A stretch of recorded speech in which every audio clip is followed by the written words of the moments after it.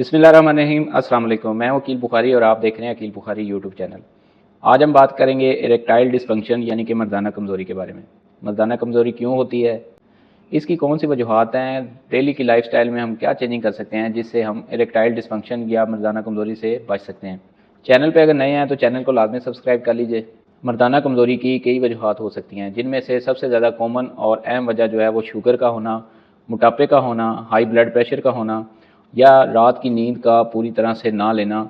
ये कुछ ऐसी वजूहात हैं जो कि मर्दाना कमज़ोरी का सबब बन सकती हैं।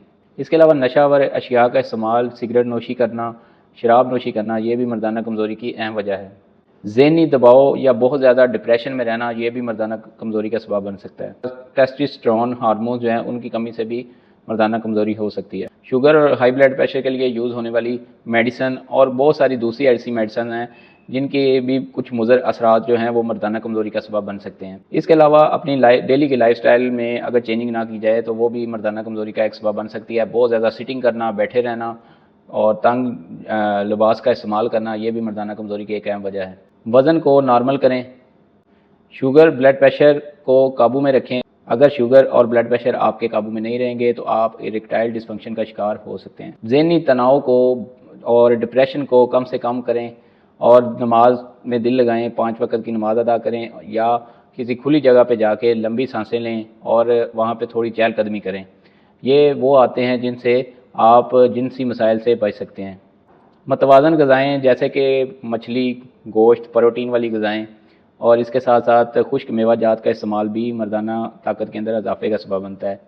कुछ ऐसी कंडीशंस हैं जिनके अंदर पेशेंट में स्पर्म की मिकदार बहुत ज़्यादा कम हो जाती है। तो अभी मैं आपको चंद एक ऐसी चीज़ें बताता हूँ जिससे आप अपनी स्पर्म की क्वांटिटी को बेहतर कर सकते हैं। स्पर्म की क्वांटिटी को बेहतर करने के लिए आपको अपनी डेली लाइफस्टाइल को चेंज करना पड़ेगा। मतवाज़न ग़िज़ा का इस्तेमाल करें जिसमें प्रोटीन, फल और सब्जियाँ शामिल हैं।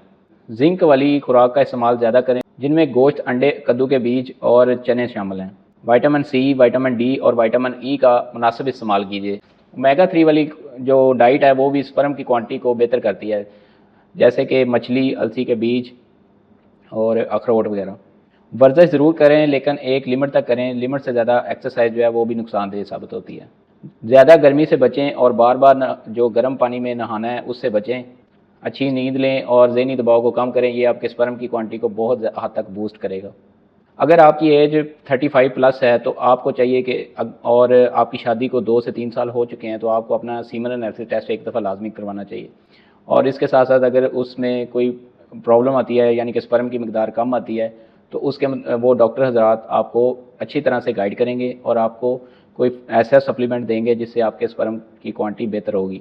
बार बार थकावट फील हो, बहुत ज़्यादा वीकनेस फील हो, पट्ठों में खिंचाव रहता हो तो भी आपको और आप अगर शादीशुदा हैं तो आपको अब किसी अच्छे यूरोलॉजिस्ट को लाजमी चेक करवाना चाहिए। तो उम्मीद करता हूँ कि ये कुछ बातें आपके काम आएंगी। अपना ढेर सारा ख्याल रखिएगा। Take care. अल्लाह हाफिज़।